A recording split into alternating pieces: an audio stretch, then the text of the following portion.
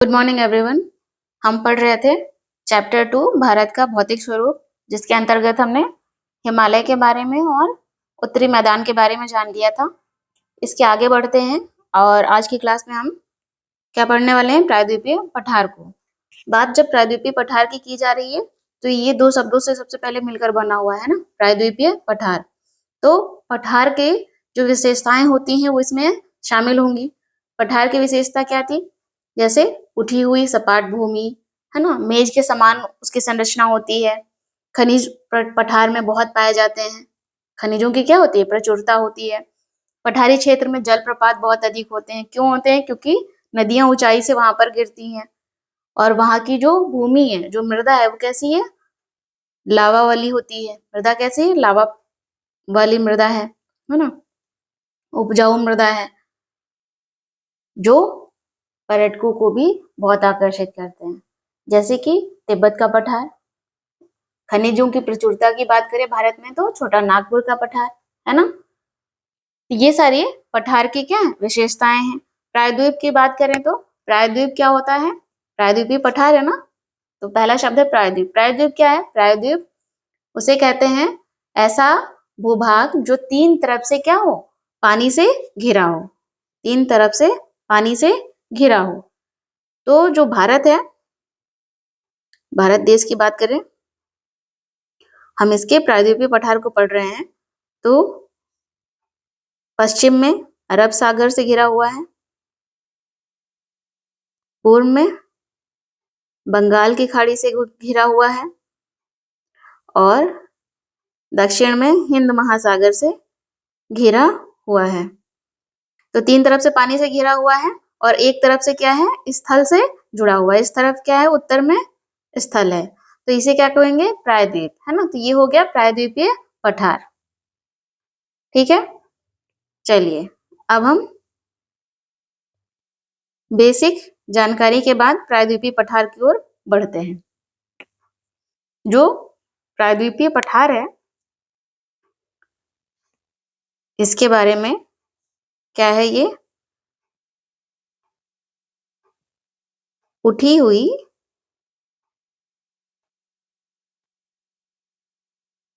सपाट भूमि है। यही था ना, पठार ऐसे ही होगा कुछ। इसकी आकृति कैसी है? मेज की आकृति है और ये आग्नेय रूपांतरित शैलों से बना हुआ है। जो प्रायद्वीपीय पठार है, आग्नेय रूपांतरित शैल मीन्स चट्टान है ना, चट्टानों से बना हुआ है। चट्टानें हमने पढ़ी हैं, आग्नेय चट्टान, अवसादी और रूपांतरित, कायांतरित। ठीक है, चट्टान से बना हुआ है। आग्नेय चट्टान कैसे बनती है? आग्नेय शैल कैसे बनते हैं? मैग्मा के बाहर निकलने पर वो जब ठंडा हो जाता है, उससे क्या बनता है? आग्नेय चट्टान बनती है। ठीक है, इसके साथ ही जो प्रायद्वीपीय पठार है, प्रायद्वीपीय पठार गोंडवाना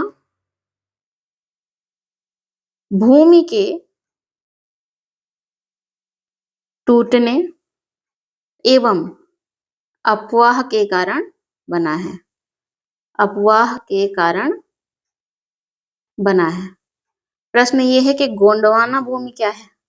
तो सबसे पहले अभी तो हम देखते हैं कि भारत एक देश है, अमेरिका एक देश है, दक्षिण अमेरिका एक देश है ना, अफ्रीका, या आप महाद्वीप के स्तर पर देखें तो 7 महाद्वीप आप देखते हैं। लेकिन सबसे पहले क्या था?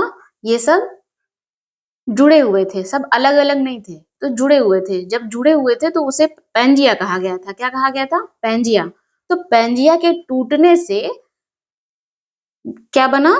दो विभाजन हुए। जैसे कि इसे पैंजिया कहें, और जब पैंजिया टूटा तो दो भागों में बटा, कुछ इस तरह से। जो उत्तरी भाग था उसे अंगारा लैंड कहा गया और जो दक्षिणी भाग था वो गोंडवाना लैंड कहा गया। ठीक है, तो यही है गोंडवाना लैंड। तो गोंडवाना लैंड के अंतर्गत क्या क्या है आज के समय में? अफ्रीका है, दक्षिण अमेरिका है, ऑस्ट्रेलिया है, अंटार्कटिका है, मेडागास्कर है, भारत है ना, और अरब प्रायद्वीप है। तो ये कुछ बातें हैं जो आपको याद रखने होंगे। चिंता की कोई बात नहीं है, आगे की क्लासेस में आपको इसके बारे में बहुत अच्छे से पढ़ने को मिलेगा। यहाँ पर आपको मैंने थोड़ा सा डिस्क्राइब कर दिया कि गोंडवाना लैंड क्या है। गोंडवाना लैंड एक विशाल प्राचीन महाद्वीप था जो करोड़ों साल पहले किसके पैंजिया के टूटने से बना था। ठीक है, आगे बढ़े। ये गोंडवाना जो भूमि है ये प्राचीनतम भाग है ना? क्या है? प्राचीनतम भाग है। प्राचीनतम भाग का एक हिस्सा है। आपने अभी जाना प्रायद्वीपीय पठार के जो प्रायद्वीपीय पठार है वो चौड़ा है, छिछला है और यहाँ पर गोलाकार घाटियां हैं। क्या है? गोलाकार घाटियां हैं। पठार की बात करें, प्रायद्वीपीय पठार की बात करें तो ये पठार जो प्रायद्वीपीय पठार है इस पठार को दो भागों में, जिसमें दो मुख्य भागों में बांटा गया है। कौन से दो मुख्य भाग? एक भाग तो मध्य उच्च भूमि, मध्य उच्च भूमि। दूसरा भाग है दक्कन का पठार, दक्कन का पठार। सेंट्रल हाईलैंड, मध्य उच्च भूमि। मध्य उच्च भूमि क्या है? मध्य उच्च भूमि नर्मदा नदी के उत्तर में। किसके? नर्मदा, नर्मदा नदी जानते हैं? नर्मदा नदी के उत्तर में मालवा का पठार जो है, मालवा का पठार जानते हैं? मालवा का के पठार का अधिकांश भाग इसके अंतर्गत आएगा। अधिकांश भाग। चलिए यहाँ पर थोड़ा सा मैप से समझ लेते हैं नर्मदा नदी कहाँ पर है। ये है आपका भारत का मैप, है ना? नर्मदा नदी, नर्मदा नदी कहाँ से निकलती है? अमरकंटक से, अमरकंटक से निकलती है और किस तरफ बहती है? पश्चिम की ओर बहती है। नर्मदा नदी अमरकंटक से निकलती है और गिरती कहाँ है? अरब सागर में गिरती है, गिरती है। तो स्पष्ट हो गया किस तरफ बहती है? पश्चिम की ओर बहती है। तो ये आप यहाँ से नर्मदा नदी, इसे क्या मान ले? नर्मदा नदी, है ना? और नर्मदा नदी के उत्तर में ये क्या है? नर्मदा नदी। मालवा का पठार का अधिकांश भाग, ये क्या होगा? मालवा का पठार, कुछ इस तरह से। ठीक है, इसे हम क्या मान ले? मालवा का पठार।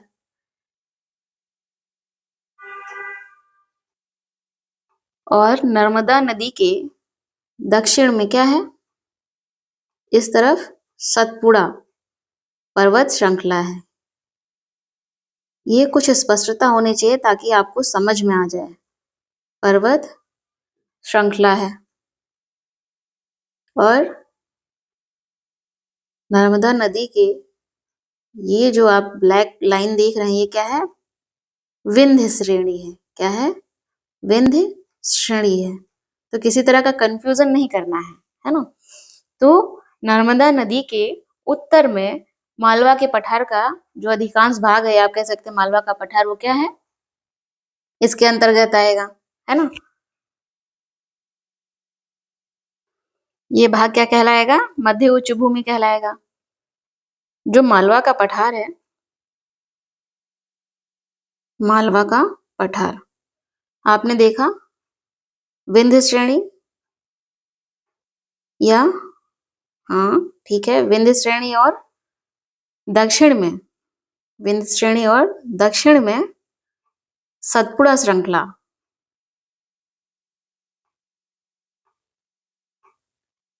वहीं उत्तर पश्चिम में किस तरफ, ये जो मध्य उच्च भूमि है यह उत्तर पश्चिम में, उत्तर पश्चिम में क्या है, अरावली से घिरा हुआ है।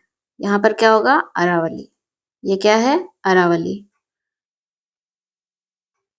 अरावली, ठीक है।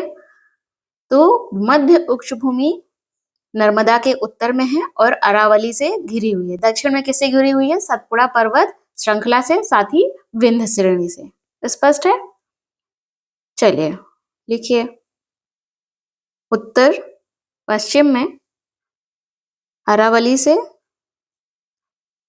घिरी है और पश्चिम में जाएंगे तो धीरे धीरे राजस्थान के जो बलुई या पथरीले मरुस्थल फिर आगे मिलेगा। तो उत्तर पश्चिम में अरावली से घिरी हुई है। तो ये जो क्षेत्र है ये क्या कहलाएगा, मालवा का पठार। ये मालवा का पठार तो है ही, मध्य उच्च भूमि के अंतर्गत आएगा। प्रायद्वीपीय पठार का जो विभाजन आपने किया है मध्य उच्च भूमि और दक्कन का पठार, तो ये उसके अंतर्गत आएगा, ठीक है। ये जो मध्य उच्च भूमि है, अभी आपको लोकेशन समझ आ गई है ना। तो जो मध्य उच्च भूमि है ये पश्चिम में क्या है, चौड़ी है, पश्चिम में चौड़ी है और पूर्व में सक्रिय है, संकीर्ण है, नैरो है। जैसे कि ये जो भाग आप देख रहे हैं ये पूर्व होगा और ये पश्चिम होगा। तो पश्चिम में चौड़ी होगी, यहाँ पर आप चित्र पर मत जाइएगा, ठीक है, और पूर्व में सक्रिय होगी। मध्य उच्च भूमि का जो पूर्वी विस्तार है, मध्य उच्च भूमि का जो पूर्वी विस्तार है, पूर्व की ओर जो संकीर्ण है, सकरा है क्षेत्र, उस तरफ पूर्वी विस्तार को स्थानीय भाषा में, मध्य उच्च भूमि का जो पूर्वी विस्तार है उसे स्थानीय भाषा में क्या कहते हैं, बुंदेलखंड और बघेलखंड, बघेलखंड।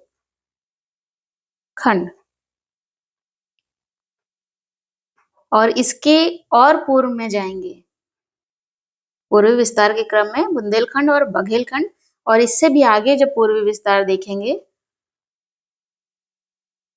इसके और पूर्व की ओर बुंदेल और बघेलखंड के आगे है ना, पूर्व की ओर, पूर्व के विस्तार को देखेंगे तो छोटा नागपुर का पठार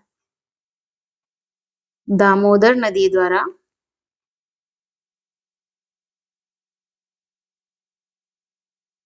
अपवाहित क्या है, छोटा नागपुर पठार है, जो कि किस में आएगा, इसी में आएगा, छोटा नागपुर का पठार, ठीक है। तो ये इसका पूर्वी विस्तार है, ठीक है, किसका, मध्य उच्च भूमि का। यदि हम इसे मैप में ड्रॉ करें तो कुछ इस तरह से होगा, ये भारत है ना, यहाँ से हम एक नर्मदा नदी मानक मान लेते हैं ना, ध्यान रहेगा हमें, नर्मदा नदी पश्चिम की ओर बहती है, अरब सागर में गिरती है, ठीक है।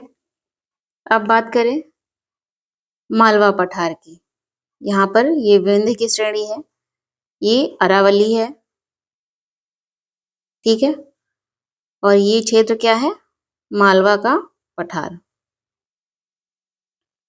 ये मध्य उच्च भूमि है प्रायद्वीपीय पठार के अंतर्गत, ठीक है। और इसका जो पूर्वी विस्तार है बुंदेलखंड, बघेलखंड, ठीक है, और इसी क्रम में आप आगे बढ़ेंगे तो यहाँ पर छोटा नागपुर। तो ये प्रायद्वीपीय पठार का क्या है, विस्तार है। कुछ इस तरह से हम देखेंगे तो हमें दिखाई पड़ेगा। अब हम आगे बढ़ते हैं। जो प्रायद्वीपीय पठार का दूसरा भाग है, दो मुख्य भागों में बांटा है, मध्य उच्च भूमि और दक्कन का पठार या दक्षिणी पठार। तो दक्कन का पठार जो है वो कहाँ है? नर्मदा नदी के दक्षिण में। ये कुछ जिसे हम सामान्य तौर पर पूरा प्रायद्वीपीय पठार मान लेते हैं, वो दक्कन का पठार है। ठीक है, प्रायद्वीपीय पठार का ही भाग है, लेकिन दक्कन का पठार है। उसके अंतर्गत जो दो मुख्य भाग हैं उसमें एक दक्कन का पठार है, क्योंकि दूसरा भाग जो हम पहले पढ़ चुके हैं, मध्य उच्च भूमि, जो कि प्रायद्वीपीय पठार का ही भाग है, जो आप उत्तर की तरफ देख सकते हैं। ठीक है, इसे मैं लिख देती हूँ, मध्य उच्च भूमि। ठीक, अब हम पढ़ने वाले हैं दक्कन का पठार। ठीक है, चलिए, दक्कन का पठार। दक्कन का जो पठार है वो सबसे पहले हमें क्या पता चलेगा? नर्मदा नदी के दक्षिण में स्थित है, क्योंकि प्रायद्वीपीय पठार के जो दो मुख्य भाग हैं उसके लिए नर्मदा नदी ही आधार है ना। नर्मदा नदी के उत्तर में उच्च भूमि और दक्षिण में दक्कन का पठार। दक्षिण में स्थित है दक्कन का पठार, सॉरी। ठीक है, और ये जो दक्कन का पठार है, इसका उत्तरी भाग कैसा है? चौड़ा है। कैसा है? चौड़ा है। आप देख सकते हैं भारत का मानचित्र बनाकर कि उत्तरी भाग कैसा है? चौड़ा है। आपको स्पष्ट दिखाई पड़ेगा। जैसे ये भारत का मानचित्र है, ये क्या है? दक्कन का पठार है ना। ये नर्मदा नदी है, इसे ही ध्यान में रखना है। जब भी प्रायद्वीपीय पठार के दो मुख्य भागों की बात करें तो नर्मदा नदी याद रखें। आप देख सकते हैं ये भाग क्या है? चौड़ा है। जो उत्तरी भाग है, ये उत्तरी भाग होगा दक्कन के पठार का, और ये दक्षिणी भाग है। ठीक है, तो उत्तरी भाग कैसा है? चौड़ा है, जिसमें सतपुड़ा की श्रृंखला आपको देखने को भी मिलेगी। सतपुड़ा की श्रृंखला है, और जो दक्षिणी भाग है वो क्या है? सकरा होता जाता है।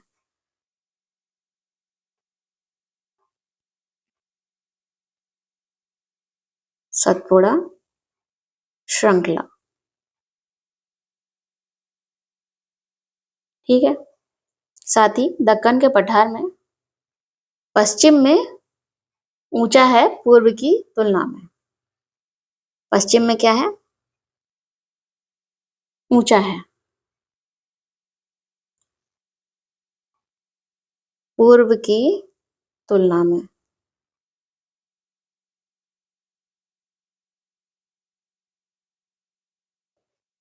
है ना, पश्चिम में ऊंचाई अधिक है। पश्चिम किस तरफ है? ये रहा, ये जो है पश्चिम है, तो इस तरफ ऊंचाई अधिक है, और इस तरफ पूर्व की ओर क्या है? कम है, ऊंचाई कम है। ठीक है, तो पूर्व में क्या होगा? पश्चिम में ऊंचा और पूर्व में कम ढाल है, ऊंचाई कम है, तो क्या होगा? जब नदी प्रवाहित होगी तो किस तरफ जाएगी? पश्चिम से पूर्व की ओर जाएगी, क्योंकि ढाल उसी तरफ है। ठीक है, तो पूर्व में कम ढाल है।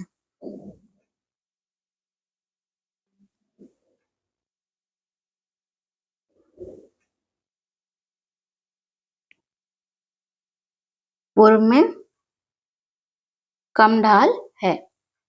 क्या है ये? पश्चिम में ऊंचा है और पूर्व की ओर कम ढाल वाला है।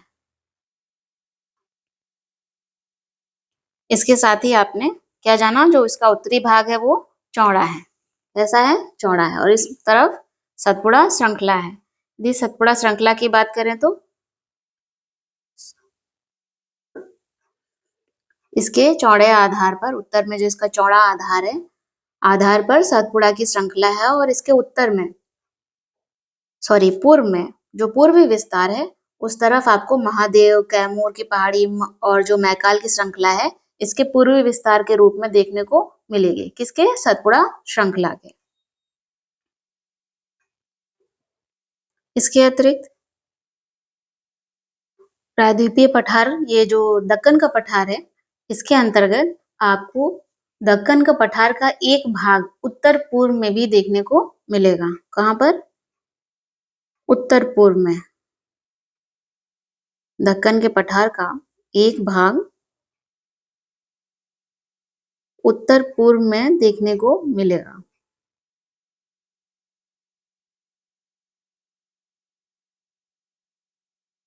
एक भाग उत्तर पूर्व में है। स्थानीय रूप से उसे या उत्तर पूर्व में क्या कहते हैं? कौन सा भाग है उत्तर पूर्व का? स्थानीय रूप से मेघालय, ठीक है, और कार्बी एंगलोंग, कार्बी एंगलोंग पठार तथा उत्तर कचार पहाड़ी के नाम से जाना जाता है। तथा उत्तर कचार पहाड़ी के नाम से जाना जाता है। ये क्या है? दक्कन के पठार का विस्तार है। कहाँ? उत्तर पूर्व में। मेघालय में, मेघालय राज्य है ना? गारो, खासी और जयंतिया, ये जो पहाड़ी है, ये क्या है? दक्कन के पठार का विस्तार है। ठीक, तो यदि मैप में आप देखेंगे और साथ ही कार्बी एंगलोंग और उत्तरी कचार पहाड़ी, ये कहाँ स्थित है? ये स्थित है असम में। यदि राज्य वाइज देखेंगे तो कहाँ है? असम में है। तो आप कह सकते हैं कि दक्कन के पठार का उत्तर पूर्व में जो विस्तार देखा जाता है, देखने को मिलता है, वो मेघालय और असम में देखने को मिलेगा। मेघालय में गारो खासी जयंतियां और असम में कार्बी एंगलोंग पठार और उत्तर कचार पहाड़ी। ठीक है, यदि इसे मैप में ड्रॉ करके दिखाया जाए तो कुछ इस तरह से ये उत्तर पूर्व भाग होगा, है ना? उत्तर पूर्व भाग होगा। इसे मैं, ये क्या है? मेघालय में गारो खासी जयंतियां और ये कार्बी एंगलोंग और यहाँ पर उत्तर कचार। ठीक है, तो इस तरह से इसे भी डैश से ही दिखा देती हूँ। ठीक है, तो ये जो विस्तार है आपको देखने को मिलेगा उत्तर पूर्व में। किसका है? दक्कन पठार का। और इससे भी मोटे तौर पर क्या कह सकते हैं? प्रायद्वीपीय पठार का विस्तार आपको उत्तर पूर्व में देखने को मिलता है। ठीक है, 3 महत्वपूर्ण श्रृंखलाएं देखने को मिलती हैं। कई बार इसका क्रम आता है। मेघालय में गारो खासी जयंतिया जो है ना, ये इसका क्रम सही है। पश्चिम से पूर्व की ओर इसी रूप में ये मेघालय में स्थित है।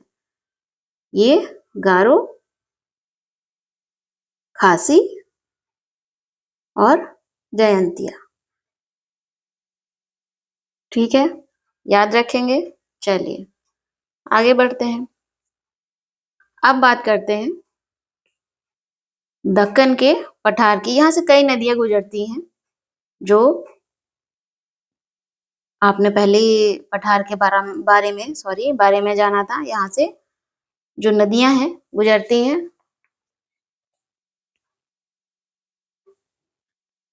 इसी क्रम में हम आगे बढ़े तो देखते हैं जो दक्कन पठार है, जिसे दक्षिण का पठार भी कहते हैं। तो इस दक्कन के पठार, शेप बताने की तो जरूरत नहीं है ना, क्योंकि दक्कन का पठार कैसा है? त्रिभुजाकार है, त्रिभुज के आकार का है, जो आपको साफ स्पष्ट तौर पर दिखाई पड़ता है। तो दक्कन के या दक्षिण के पठार के दक्षिण पठार, इसे पूरा लिख देती हूँ मैं। जो दक्षिण का पठार है, दक्षिण पठार के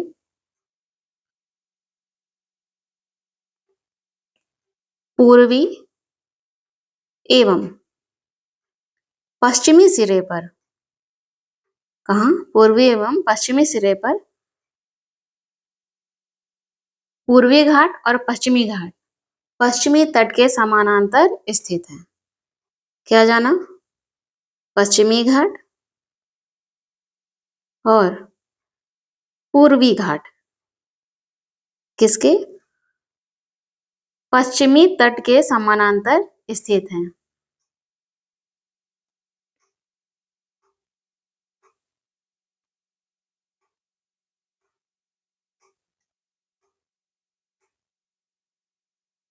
दोनों नहीं, पूर्वी घाट और पश्चिमी घाट पश्चिमी तट के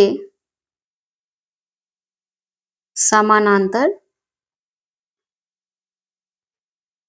पश्चिमी तट के समानांतर स्थित हैं। दक्षिण पठार जो है उसके पूर्वी और जो पश्चिमी सिरे हैं, पश्चिमी सिरे पश्चिमी घाट और पूर्वी घाट, पश्चिमी सिरे पर पूर्वी घाट और पश्चिमी घाट जो है वो पश्चिमी तट के समानांतर स्थित है। लेकिन कौन सा? जो पश्चिमी घाट है इसमें से वो पश्चिमी तट के समानांतर स्थित है और जो पूर्वी घाट है वो पूर्वी तट के समानांतर स्थित है। एक साथ इसे नहीं पढ़ लेना है, पूर्वी तट के समानांतर स्थित है। इसे मैं थोड़ा मैप से स्पष्ट कर देती हूँ। जैसे देखिए, ये आपने जाना क्या है? दक्कन का पठार है ना, प्रायद्वीपीय पठार। दो भाग हैं। मध्य उच्च भूमि के बारे में जान चुके हैं। ये क्या है? दक्कन का पठार। दक्कन के जो दक्षिण का पठार है उसके पश्चिम, ये भाग कौन सा है? पश्चिम। जो पश्चिमी सिरा है उसके पश्चिमी सिरे के पश्चिम में क्या है? पश्चिमी घाट है। ये रेड लाइन आप देख रहे हैं, पश्चिमी घाट है। ठीक है, और ये पश्चिमी घाट पश्चिमी तट के समानांतर है। ये जो लाइन आप देख रहे हैं आप ब्लू कलर की, ये क्या है? पश्चिमी तट है, पश्चिमी तट के समानांतर है। ठीक है, ठीक इसी प्रकार आप दक्कन, ये जो दक्षिण का पठार है इसका जो पूर्वी सिरा है, क्या है? पूर्वी सिरा। ये क्या है? पूर्वी सिरा। पूर्वी सिरे के पूर्व में क्या स्थित है? पूर्वी घाट। क्या है? ये रेड लाइन क्या है? पूर्वी घाट है। ठीक है, लेकिन किसके समानांतर स्थित है? पूर्वी तट के समानांतर। ये ब्लू लाइन क्या है? पूर्वी तट है, पूर्वी तट के समानांतर स्थित है। ठीक है, तो ये आपको स्पष्ट होना चाहिए, पूर्वी तट के समानांतर स्थित है। अब बात करते हैं पश्चिमी घाट की। तो पश्चिमी घाट क्या है? सतत है। जो पश्चिमी घाट है ये क्या है? रेड लाइन वाला है ना, ये है पश्चिमी घाट। पश्चिमी घाट, पश्चिमी घाट सतत है, कहीं से कटा फटा नहीं है, है ना, कहीं से भी कटा फटा नहीं है। और पश्चिमी घाट से अंदर जाने के लिए किसका प्रयोग करेंगे? दर्रों का। केवल दर्रों के द्वारा ही इसे पार किया जा सकता है। ठीक है, पश्चिमी घाट को दर्रों के द्वारा ही पार किया जा सकता है।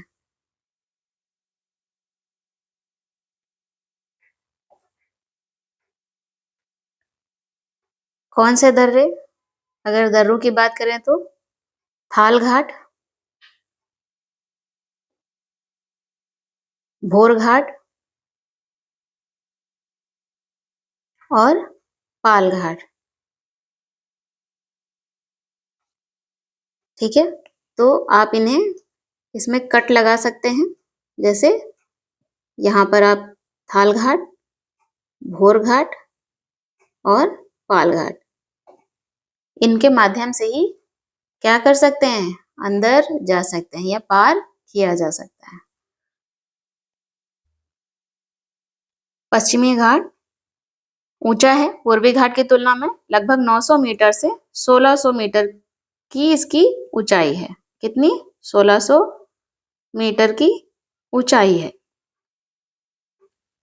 ठीक है, पश्चिमी घाट जो है पश्चिमी घाट पर कैसी वर्षा होती है? पर्वतीय वर्षा होती है।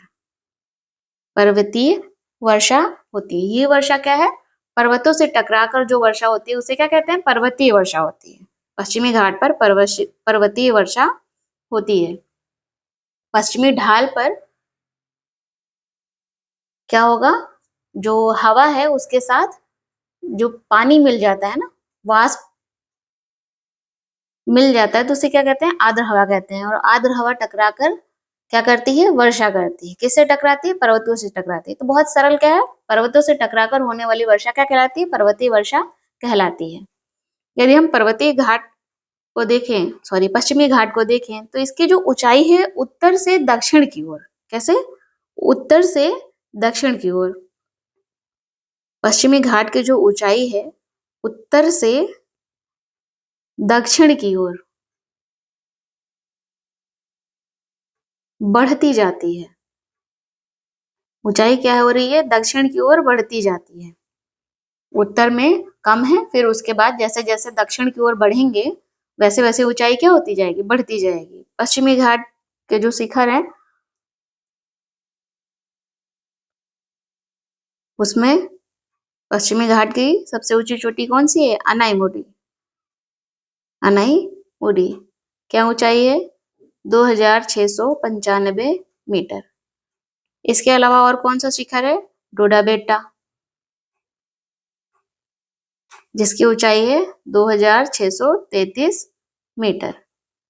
ठीक है, तो ये हुआ पश्चिमी घाट के बारे में। तो दक्कन के पठार को पढ़ते हुए आपने पश्चिमी घाट के बारे में भी पढ़ लिया है।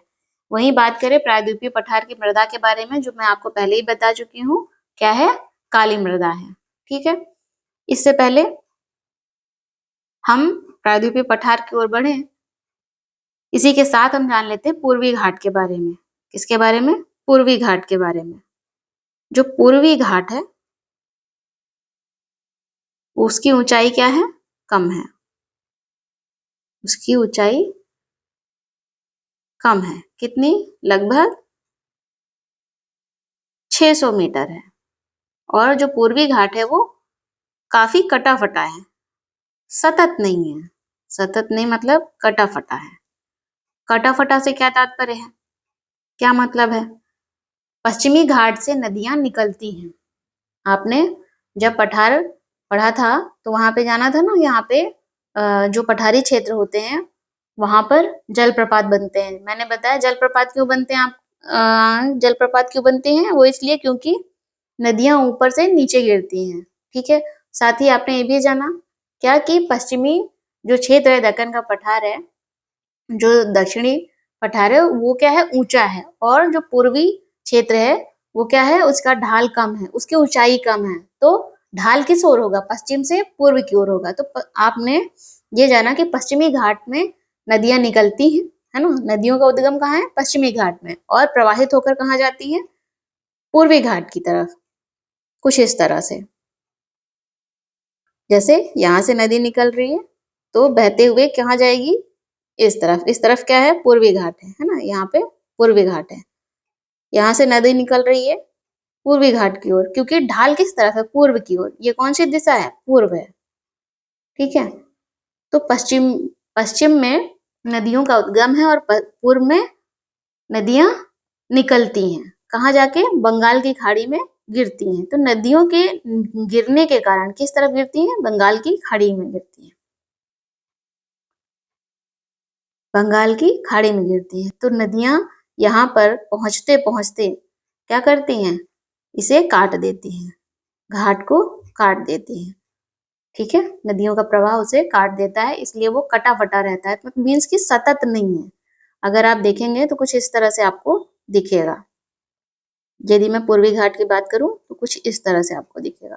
ये गैप आप देख रहे हैं, इस गैप से ही आप सोचिए कि नदी क्या होती है? यहीं से गिरती है, तो ये आपको कटा फटा दिखेगा, है ना? गैप दिख रहा है, बस इस तरह से। ठीक है, तो ये आपको ध्यान में रखना है।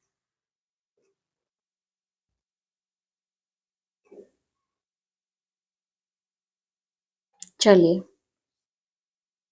आगे देखते हैं। बे ऑफ बंगाल में गिरने वाली नदियां इसे काटते हैं, पूर्वी घाट को।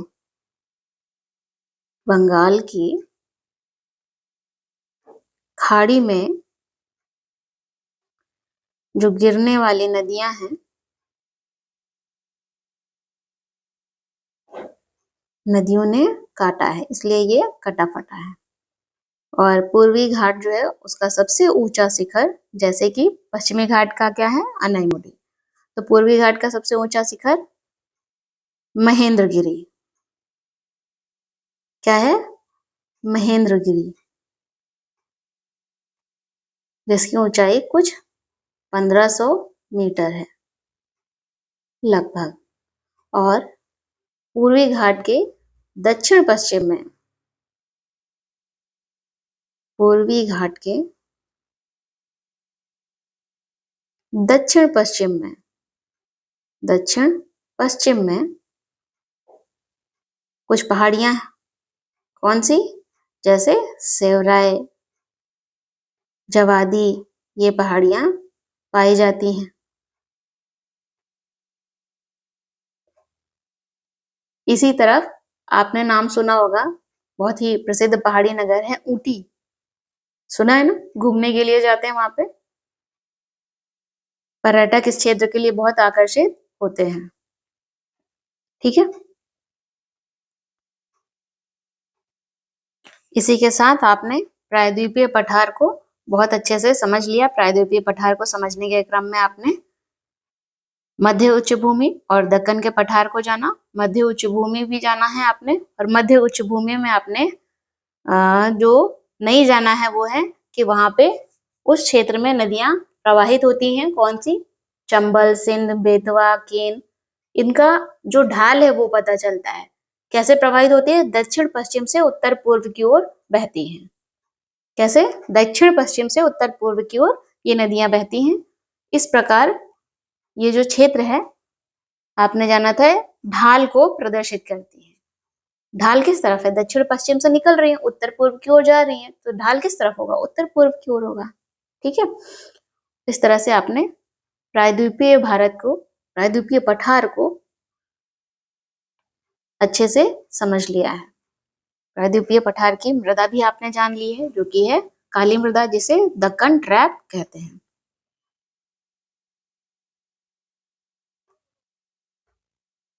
प्रायद्वीपीय पठार की मृदा कैसी है? दक्कन ट्रैप मृदा, काली मृदा है, जिसे दक्कन ट्रैप कहते हैं। ठीक, साथ ही आपको बताते चले, जो अरावली पहाड़ी है मध्य उच्च भूमि की सीमा निर्धारित करती है ना, तो ये जो अरावली पहाड़ी है ये प्रायद्वीपीय पठार के पश्चिमी और उत्तर पश्चिमी किनारे पर स्थित है, ये तो आप जानते ही हैं। और गुजरात से लेकर दक्षिण पश्चिम एवं उत्तर पूर्व दिशा में फैली हुई है। इसका फैलाव कहाँ से है? गुजरात से लेकर दक्षिण पश्चिम और उत्तर पूर्व दिशा में फैली हुई है। ये अरावली पहाड़ी है का विस्तार है। ठीक है, अगले टॉपिक पर बढ़ते हैं। क्या है? भारतीय मरुस्थल।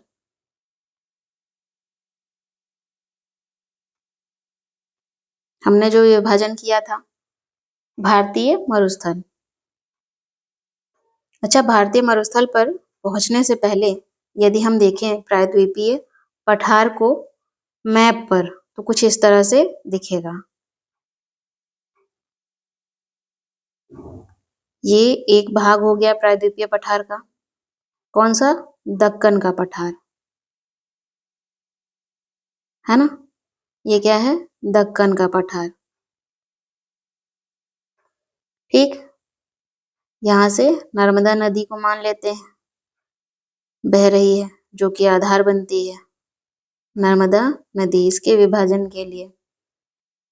और इसके नर्मदा नदी के उत्तर में है मालवा का पठार। ये भी क्या है? प्रायद्वीपीय पठार का भाग है। इसके अलावा छोटा नागपुर और उत्तर पूर्व में क्या होगा? मेघालय का क्षेत्र, गारो खासी, जयंतिया, और असम में कार्बी आंगलोंग और उत्तर कचार। ठीक है, कार्बी आंगलोंग और उत्तर कचार। ये छोटा नागपुर। तो ये सारा क्षेत्र क्या कहलाएगा? प्रायद्वीपीय पठार के अंतर्गत है। बुंदेलखंड, बघेलखंड,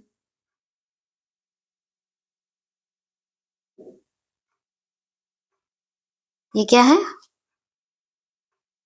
प्रायद्वीपीय पठार। अगर आप इसे मैप पर देखेंगे तो कुछ इस तरह से दिखेगा। तो केवल ये त्रिभुजाकार जो दक्कन का पठार है, केवल ये प्रायद्वीपीय पठार नहीं है, ठीक है। और पूर्वी सिरे से, दक्कन के पठार के पूर्वी सिरे से पूर्वी घाट जो कि पूर्वी तट के समानांतर है, और दक्कन पठार के पश्चिमी सिरे से पश्चिमी घाट जो कि पश्चिमी तट के समानांतर है। तो इस तरह से आपने पश्चिमी घाट और पूर्वी घाट के बारे में भी जान लिया है। अब हम बढ़ते हैं भारतीय मरुस्थल की ओर।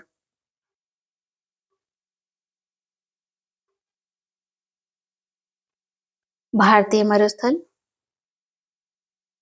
अरावली पहाड़ी के पश्चिमी किनारे पर क्या है? भारतीय मरुस्थल अरावली पहाड़ी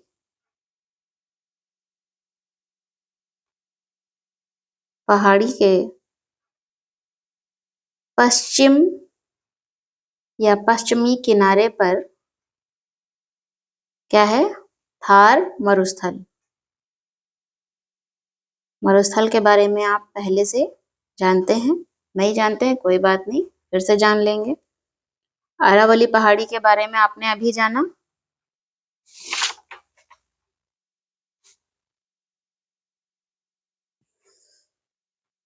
भारतीय मरुस्थल के बारे में जानेंगे। अरावली पहाड़ी के पश्चिमी किनारे पर क्या है? थार मरुस्थल है। अरावली पहाड़ी आपने जाना गुजरात से लेकर दक्षिण पश्चिम एवं उत्तर पूर्व दिशा में फैली है अरावली पहाड़ी, ठीक है। और अरावली पहाड़ी के पश्चिम में क्या है? मरुस्थल है, जिसका नाम क्या है भारत में? थार मरुस्थल। थार मरुस्थल, मरुस्थल की क्या विशेषता है? मरुस्थल में वर्षा कम होगी, मरुस्थल में वर्षा कम होगी। कितनी कम?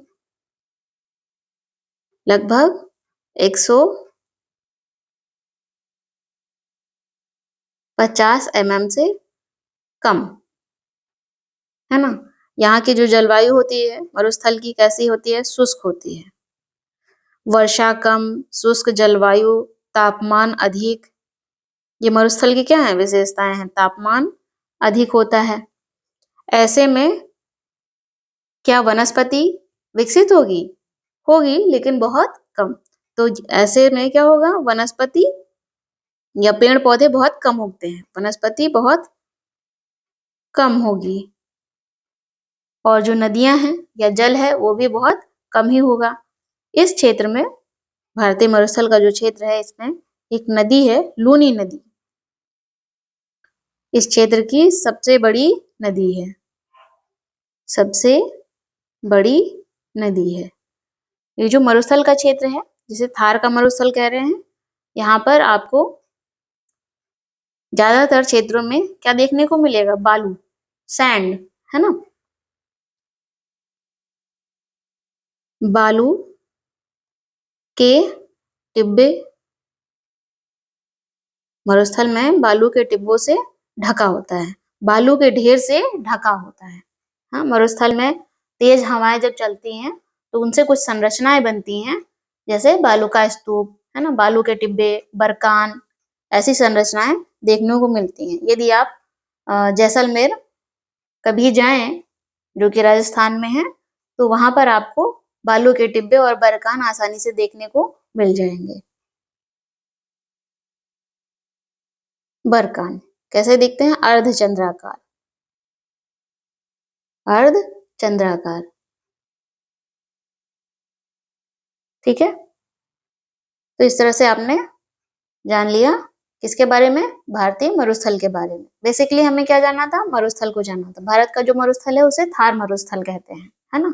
जहाँ पर वर्षा कम होती है, तापमान अधिक है, वहाँ की जलवायु क्या है? शुष्क है। और जलवायु शुष्क है तो वनस्पति नहीं होगी, पेड़ पौधे नहीं होंगे। पेड़ पौधे नहीं होंगे तो जनजीवन क्या होगा? कम होगा, कम जनसंख्या निवास करेगी। ठीक है, अगले टॉपिक की ओर बढ़ते हैं। क्या है? तटीय मैदान,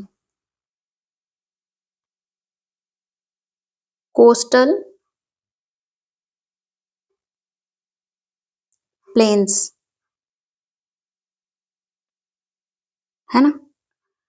तटीय मैदान आपने भी जाना था। तट के समानांतर क्या है? पश्चिमी घाट, पूर्वी घाट, तो तटीय मैदान। तटीय मैदान कहाँ होगा? प्रायद्वीपीय पठार के किनारे संकीर्ण तटीय मैदानों का या पट्टियों का विस्तार है।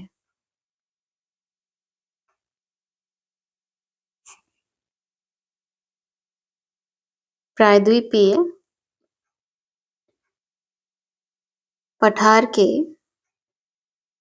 किनारे संकीर्ण तटीय पट्टियों का विस्तार है। अब आपको मालूम है प्रायद्वीपीय पठार कहाँ पर है ना। पश्चिम में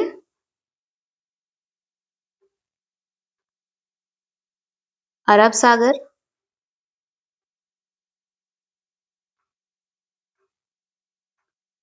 पूर्व में बंगाल की खाड़ी, पूर्व की तरफ जो तट है वो क्या है? संकीर्ण मैदान है ना। पश्चिम में जो अरब सागर है इस तरफ, यानी पश्चिमी तट।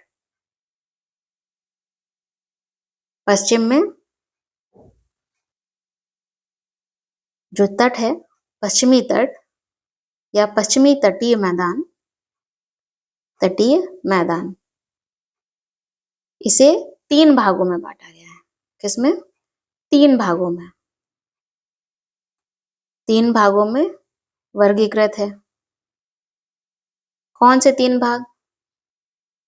उत्तरी भाग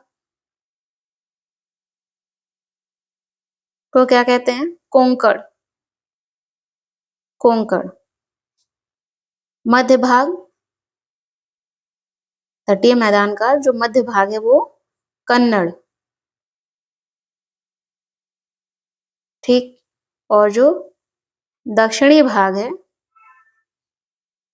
उसे मालाबार तट कहते हैं। क्या कहते हैं? मालाबार तट कहते हैं। यदि इसे मैप में देखें तो कुछ ऐसा दिखेगा। ये क्या है? तट है। ये तट है। इसी तट को वर्गीकृत किया गया है। इस तट के अनुसार ये क्या है? उत्तरी भाग है। ये उत्तरी भाग है और ये दक्षिणी भाग है। ठीक है, कुछ चीजों में स्पष्टता बहुत जरूरी है। तो जो उत्तरी भाग है वो क्या कहलाएगा? कोंकण। ठीक, मध्य भाग, यहां से ये जो भाग है क्या है? कन्नड़। कोंकण मैदान कन्नड़। और जो दक्षिणी भाग है ये क्या है? मालाबार तट। मालाबार तट। तो तटीय मैदान जो है उसे पश्चिम में इस तरह से वर्गीकृत किया गया है। अब हम पूर्वी मैदान की तरफ चलते हैं। पूर्वी तटीय मैदान, है ना, पूर्व में स्थित है और बंगाल की खाड़ी की तरफ है। ठीक है, इसे भी 3 भागों में बांटा गया है। 3 भागों में बांटा गया है? नहीं, 2 भागों में बांटा गया है। उत्तरी भाग और दक्षिणी भाग। जो उत्तरी भाग है उसे क्या कहते हैं? उत्तरी सरकार कहते हैं। और जो दक्षिणी भाग है उसे कोरोमंडल तट कहते हैं। ठीक है, कोरोमंडल तट कहते हैं। कुछ इस तरह से, इस तरफ क्या है, ये पूर्वी तटीय मैदान है, बंगाल की खाड़ी के विस्तृत मैदान है ना। उत्तरी भाग, ये क्या है, उत्तरी भाग है और ये दक्षिणी भाग है। उत्तरी भाग को क्या कहेंगे, समझने के लिए मैं आपको बड़ा बड़ा करके बनाकर दिखा रही हूँ। ठीक है, ये क्या होगा, उत्तरी सरकार, इतना क्षेत्र अंदर नहीं है। ये उत्तरी भाग है, उत्तरी सरकार। ये क्या है, कोरोमंडल तट।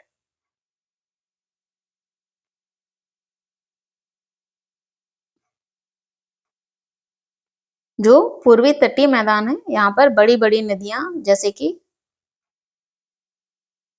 पूर्वी तटीय मैदान में जो बड़ी नदियां हैं, आपने पहले ही जाना, पश्चिमी घाट से नदियां क्या होती हैं, निकलती हैं। बड़ी बड़ी जो नदियां हैं, जैसे कि महानदी है ना, गोदावरी नदी, या फिर कृष्णा नदी, या फिर कावेरी नदी। ये जो बड़ी बड़ी नदियां हैं पूर्वी तट पर, कहाँ, पूर्वी तट पर बड़े बड़े डेल्टा बनाती हैं, विशाल डेल्टा बनाती हैं, विशाल डेल्टा का निर्माण करती हैं। पूर्वी तट पर एक झील है, आपने सुना होगा बहुत इसके बारे में, चिल्का झील, जो कि बहुत ही महत्वपूर्ण है। ये खारे पानी की झील है, खारे पानी की झील है, भारत की सबसे बड़ी, भारत की सबसे बड़ी। कहाँ है ये, उड़ीसा में है। कहाँ है, उड़ीसा में है, और पूर्वी तट पर है, पूर्वी तटीय मैदान में है। ठीक है, तो इस तरह से आपने तटीय मैदान के बारे में भी जान लिया है कि तटीय मैदान का विभाजन किस तरह से किया गया है। स्पष्ट है, चलिए आगे बढ़े, आगे बढ़ते हैं। अब बारी है द्वीप समूह की। जो भौतिक विभाजन किया था, भारत का भौतिक विभाजन पढ़ रहे थे हम, उसमें लास्ट क्या था, द्वीप समूह। द्वीप समूह आपने पहले ही जाना है, भारत को पढ़ते समय, दो हैं। कौन कौन से, लक्षद्वीप समूह और अंडमान निकोबार द्वीप समूह। अंडमान निकोबार द्वीप समूह, ये आपने फर्स्ट चैप्टर में पहले ही जान लिया है। बात करें लक्षद्वीप समूह की, तो ये केरल के मालाबार तट के समीप स्थित है। मालाबार समझ आ रहा है अब, तटीय मैदान में आपने पढ़ा, तटीय मैदान के अंतर्गत जो पश्चिमी तट है, पश्चिमी तट को तीन भागों में बांटा गया है, कोंकण मैदान है ना, कन्नड़ और मालाबार तट। तो मालाबार तट का अधिकांश भाग कहाँ आ रहा है, केरल में। मालाबार तट कहाँ है, केरल में। ठीक है, तो उसी केरल के मालाबार तट के समीप स्थित है क्या, लक्षद्वीप समूह। ठीक है, और ये छोटे प्रवाल द्वीपों से, कोरल से, किससे बना हुआ है, प्रवाल द्वीपों से बना है। जो लक्षद्वीप समूह है, इसे पहले अन्य नामों से, कई अन्य नामों से जाना जाता था, जैसे लक्कादीव है ना, मिनिकॉय, या फिर एमिनी द्वीप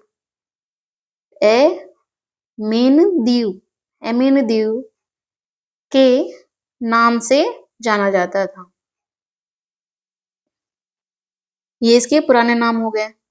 है ना। तो अभी क्या है, आप जो कह रहे हैं ना लक्षद्वीप समूह, ये 1973 में 1973 में इसका नाम रखा गया लक्षद्वीप, और तब से इसका नाम क्या है, लक्षद्वीप नाम रखा गया। तो पुराने नाम कौन से होंगे, लक्काद्वीप, मिनिकॉय, एमिनी द्वीप। इसका जो विस्तार है लक्षद्वीप समूह का, फैलाव है क्या है, लगभग 32 वर्ग किलोमीटर के क्षेत्र में फैला है। ठीक है। और जो कावारत्ती द्वीप है, ये कई द्वीपों से मिलकर बना है लक्षद्वीप। ठीक है, एक नहीं कई द्वीप हैं इसमें, और इसी में से एक द्वीप है कावारत्ती, जो कि लक्षद्वीप का प्रशासनिक मुख्यालय है यहाँ पर, या लक्षद्वीप की राजधानी है। लक्षद्वीप का प्रशासनिक कार्यालय, मुख्यालय। ठीक है। यहाँ पर बहुत सारे पौधे और जीव जंतु पाए जाते हैं। लक्षद्वीप समूह में एक द्वीप है पिटली द्वीप। कौन सा द्वीप, पिटली द्वीप। यहाँ मनुष्य नहीं रहता, मानव नहीं रहते हैं, मानव निवास नहीं है।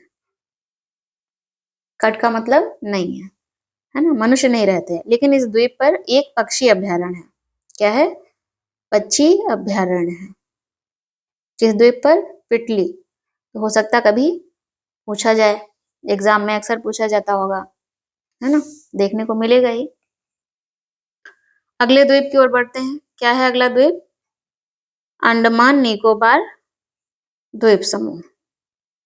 अंडमान निकोबार द्वीप समूह। ठीक है। अंडमान निकोबार द्वीप समूह जो है दो भागों में बटा हुआ है, दो भागों में बटा हुआ है। कौन से दो भाग, एक उत्तर में क्या है, अंडमान, दक्षिण में निकोबार, निकोबार द्वीप समूह। कई द्वीपों से मिलकर बना है ये समूह, कह रहे हैं, अर्थात कई द्वीप हैं यहाँ पर। यहाँ पर विविधता बहुत अधिक है, बहुत अलग अलग तरह के जीव जंतु देखने को मिलते हैं। विविधता क्या है, बहुत अधिक है। और अंडमान निकोबार द्वीप समूह विषुवत वृत्त के या भूमध्य रेखा के समीप स्थित है। भूमध्य रेखा के समीप स्थित है। भूमध्य रेखा याद है, भूमध्य रेखा 0 डिग्री अंश पर है स्थित, है ना, अक्षांश पर स्थित है। ये क्या है, पृथ्वी का ग्लोब है ना। मध्य, भूमि के मध्य से जो रेखा गुजरती है वो क्या है, भूमध्य रेखा है, 0 डिग्री अक्षांश पर स्थित है। इसी के पास स्थित है अंडमान निकोबार। ठीक है, कुछ 6 डिग्री अक्षांश के आसपास है। यहाँ की जो जलवायु है कैसी है, विषुवत रेखा के पास है, भूमध्य रेखा के पास है, तो जलवायु कैसी होगी, विषुवतीय होगी। और जलवायु विषुवतीय है तो यहाँ पर वर्षा बहुत होती है ना। वर्षा है तो घने जंगल होंगे, घने जंगल है तो विभिन्न प्रकार के जीव जंतु पेड़ पौधे देखने को मिलेंगे। तो ये जो क्षेत्र है अंडमान निकोबार का, ये घने जंगलों से ढका हुआ है या आच्छादित है, से आच्छादित है। और यहीं पर भारत का, अंडमान निकोबार द्वीप समूह में भारत का एकमात्र सक्रिय ज्वालामुखी है। क्या नाम है उसका, बैरन, बैरन। जो कि बैरन द्वीप पर ही है। बैरन द्वीप पर है। ठीक है, चलिए मैप में हम इन्हें देख लें। ये है भारत का मानचित्र।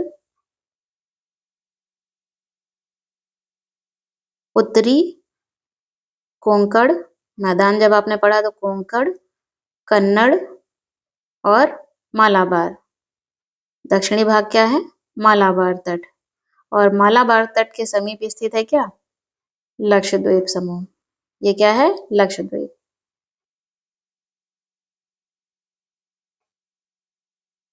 ठीक है, और जो अंडमान निकोबार द्वीप समूह है वो पूर्व की ओर स्थित है ना? ये है अंडमान निकोबार द्वीप समूह। अंडमान निकोबार द्वीप समूह। इसका उत्तरी भाग अंडमान है और दक्षिणी भाग निकोबार द्वीप समूह है। तो इस तरह से आपने भारत के जो भौतिक स्वरूप, जो भौतिक विशेषताएं हैं या भूमि का, स्थल का जो विभाजन है कि उत्तर में हिमालय है, दक्षिण में प्रायद्वीपीय पठार है ना, तटीय मैदान है, द्वीप समूह है, इन सभी के बारे में बहुत अच्छे से आपने जान लिया। इसके साथ ही आपने जाना कि लक्षद्वीप समूह जो है किससे बना हुआ है? प्रवाल से बना हुआ है। ठीक है, किससे बना हुआ है? प्रवाल से। कोरल, प्रवाल से बना हुआ है। प्रवाल क्या होते हैं? छोटे समुद्री जीवों के कंकाल, है ना? प्रवाल क्या है? छोटे जो समुद्री जीव हैं, जीवों के कंकाल। एक जीव, छोटे समुद्री जीवों के कंकाल, जिन्हें क्या कहते हैं? पॉलिप कहते हैं। क्या कहते हैं? पॉलिप कहते हैं। एक जीव तो पॉलिप, कई सारे पॉलिप्स, पॉलिप्स कहते हैं। और ये जो पॉलिप होते हैं, छोटे जीव होते हैं ना, जब जीवित पॉलिप जो जीव हैं वो मरते हैं, उनका जो कंकाल बचता है उसके ऊपर दूसरे अन्य पॉलिप क्या करते हैं? अपनी ग्रोथ करते हैं, अपना विकास करते हैं, है ना? तो एक के ऊपर एक, एक के ऊपर एक ऐसे विकसित होते चले जाते हैं और एक ढेर जैसी संरचना बनती चली जाती है। अलग अलग तरह की संरचना बनती है।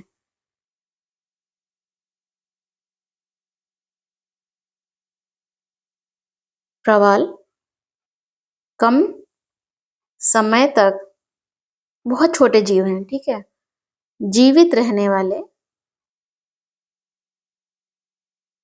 क्या है? सूक्ष्म जीव हैं। सूक्ष्म जीव हैं और ये समूहों में रहते हैं। कैसे रहते हैं? समूहों में रहते हैं। इनके विकास की बात करें तो जो स्थितियां हैं वो कैसी होंगी? छिछले पानी में, जहां पे बहुत ज्यादा पानी ना हो, है ना, छिछले पानी में, और बहुत कम भी ना हो, साथ ही गर्म जल में इनका विकास होता है। ये कैल्शियम कार्बोनेट का क्या करते हैं? ये जो जीव हैं ये कैल्शियम कार्बोनेट का स्राव करते हैं। कैल्शियम कार्बोनेट का स्राव करते हैं। साथ ही जब ये मर जाते हैं तो हड्डियों में क्या होता है? कैल्शियम कार्बोनेट होता है। तो इन्हीं के ऊपर, जैसे मैंने बताया ना, एक करके एक दूसरे जो जीव है वो विकसित होते जाते हैं, कोरल डेवलप होते जाते हैं। ठीक है, और ये एक टीले जैसी संरचना बनाते हैं। प्रवाल का जो स्राव है ना, कैल्शियम कार्बोनेट का स्राव कर रहे हैं। साथ ही जो अस्थियां हैं किसकी? प्रवाल की, वो टीले के रूप में, यही बात मैं आपको बार बार बोल रही हूँ, टीले के रूप में एकत्रित होती रहती हैं, एकत्रित होती जाती हैं। एकत्रित से बेहतर शब्द जियोग्राफी में आप निक्षेपित कर लीजिए, निक्षेपित होती जाती है ना, निक्षेपित।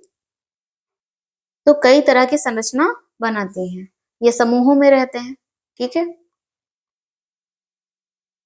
तो प्रवाल जो है वो, इनका यदि वर्गीकरण किया जाएगा तो 3 प्रकार के होंगे। कौन कौन से?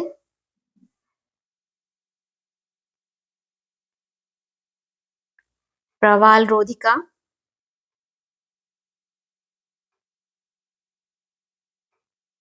नेक्स्ट तटीय, प्रवाल भित्ति और प्रवाल वलय द्वीप। प्रवाल रोधिका इंग्लिश में क्या नाम है? Barrier reef.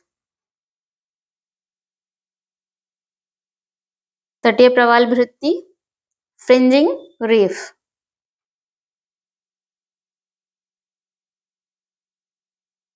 और वलय द्वीप एटॉल।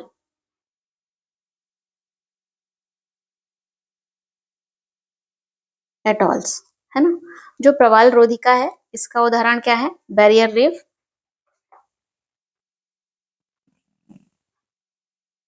कहां पर देखने को मिलती है ये प्रवाल? ग्रेट बैरियर रीफ, नाम सुना होगा आपने, नहीं सुना है तो कोई बात नहीं। ग्रेट बैरियर रीफ कहाँ है ये? ऑस्ट्रेलिया में, ऑस्ट्रेलिया के पूर्वी में, पूर्वी क्षेत्र में है ना। यदि ये ऑस्ट्रेलिया है तो इस तरफ क्या है? ग्रेट बैरियर रीफ, ठीक। और जो एटॉल्स हैं ये कैसे होते हैं? गोलाकार होते हैं, या फिर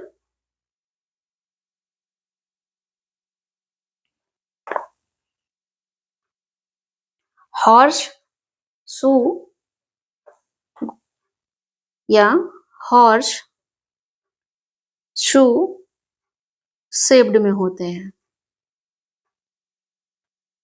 ये जो भित्ति है, प्रवाल भित्ति, ये इस तरह से होती है। इसका जो आकार है वो या तो गोलाकार होगा या फिर हॉर्स शू शेप्ड, जानते हैं ना, कुछ ऐसा होता है, पैरों में लगाते हैं ना घोड़ों के, हाँ, तो कुछ इस तरह से उसका आकार होता है, जिसे क्या कहते हैं? वलय द्वीप कहते हैं, ठीक है।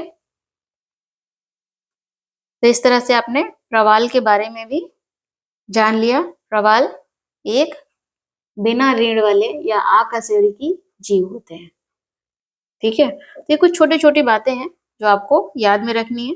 इसी के साथ क्लास को क्या करते हैं? समाप्त करते हैं। उससे पहले हम थोड़ा सा क्लास को क्या कर लें? क्या कर लेते हैं? एक बार रिवाइज कर लेते हैं कि हमने 2 क्लास जो हमने चैप्टर 2 की है उसके अंतर्गत क्या क्या जाना। जैसे हिमालय, हमने हिमालय के बारे में जाना, हिमालय पर्वत श्रृंखला।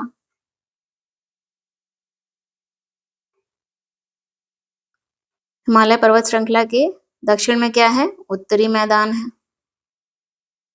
उत्तरी मैदान के दक्षिण में क्या है? प्रायद्वीपीय पठार है।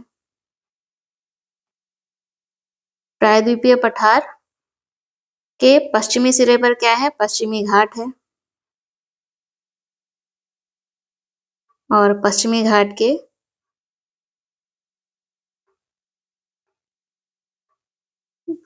पश्चिम में क्या है? पश्चिमी तट है। ठीक इसी तरफ इस तरफ भी है। इसके अलावा हमने मरुस्थल के बारे में जाना जो कि अरावली के पश्चिम में है, ठीक। द्वीप समूह के बारे में हमने जाना,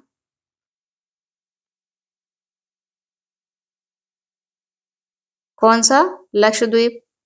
ये क्या है? लक्षद्वीप।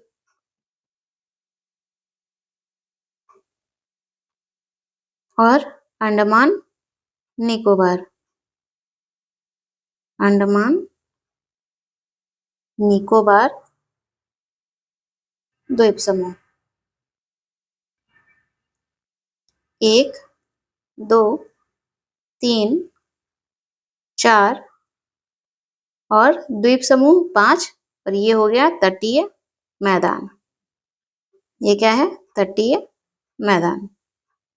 ये हो गया 6 भागों में विभाजित किया है भारत के भौतिक स्वरूप को, तो तटीय मैदान है ना। जो हिमालय पर्वत श्रृंखला है इसमें क्या है? नदियों का उद्गम होता है, वनों से ढका हुआ है ना। जल नदियों का उद्गम है, वन का प्रमुख स्रोत है क्या? जल और वनों का क्या है? प्रमुख स्रोत है। ठीक है, बात करें उत्तरी मैदान की, तो उत्तरी मैदान क्या है? अन्न भंडार है। अन्न उत्पादन यहाँ बहुत अच्छा होता है क्योंकि यहाँ की मृदा क्या बहुत अच्छी है, जलोढ़ मृदा पाई जाती है, एलुवियल सॉइल, जो कि कृषि के लिए बहुत ही अच्छी है।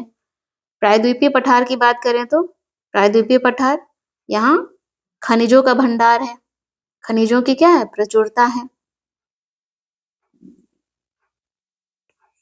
जो उद्योगों के लिए बहुत अनुकूल है। तटीय क्षेत्र की बात करें, जो तट है, तटीय क्षेत्र की बात करें तो इसमें क्या है?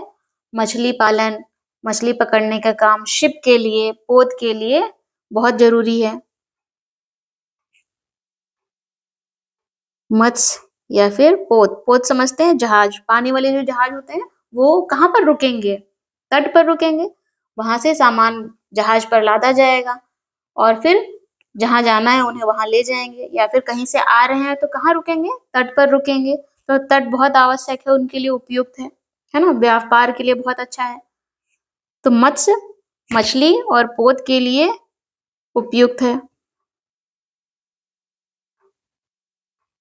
तो इस तरह से हमने देखा कि जो हमारी भारत की भौतिक संरचना है, जो भौतिक विशेषताएं हैं, वो भारत के लिए कितनी उपयोगी हैं, जो भारत को समृद्ध बनाती है। क्या बनाती हैं? समृद्ध बनाती है। ठीक है, ओके। इसी के साथ क्लास यहीं पर सेकेंड चैप्टर खत्म होता है। हम मिलते हैं नेक्स्ट चैप्टर में जिसका नाम है अपवा। ठीक है, ड्रेनेज पैटर्न को समझेंगे। Thank you.